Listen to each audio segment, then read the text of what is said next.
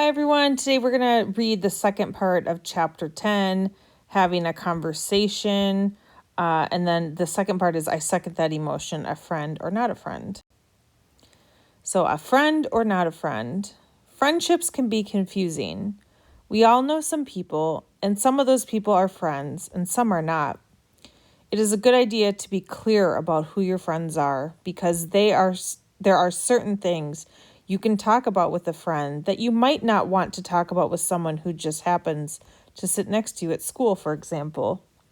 Here is a scale to help you. Using the scale your teacher gives you, which we'll do another time, not on the video, but think of some of the people you know and then write their names in the boxes that reflect their relationship with you. So we're going to look. Here's the rating scale. We're going to look at this right now. And then you can, I want you to think in your heads about those people that fit each of these categories. So a friendship scale, here's the rating, and then who is this person?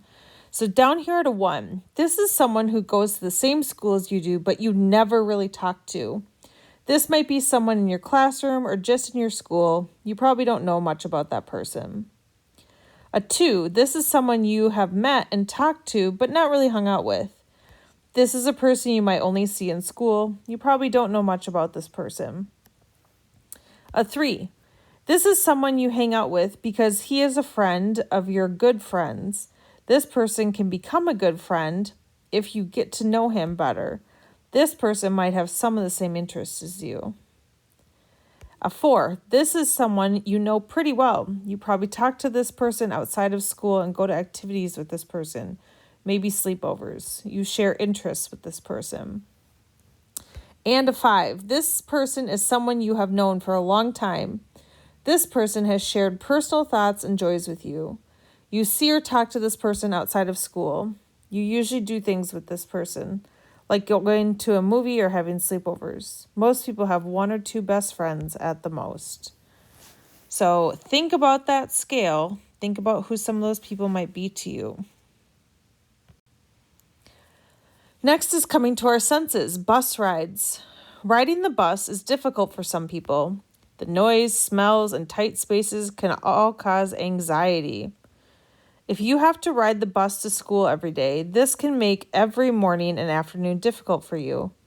A good idea is to wear headphones and listen to your favorite music to cancel out some of the noise, which I know some of you do. This won't solve all of the problems, but it will make the ride a little more bearable. Another idea is to read a good book. Sometimes when we read a book we really like, we can shut out distractions. This is relaxing. One other idea is to use some exercises before you get on the bus. Exercise can help your body and brain to relax and be better able to handle unpleasant sounds and smells.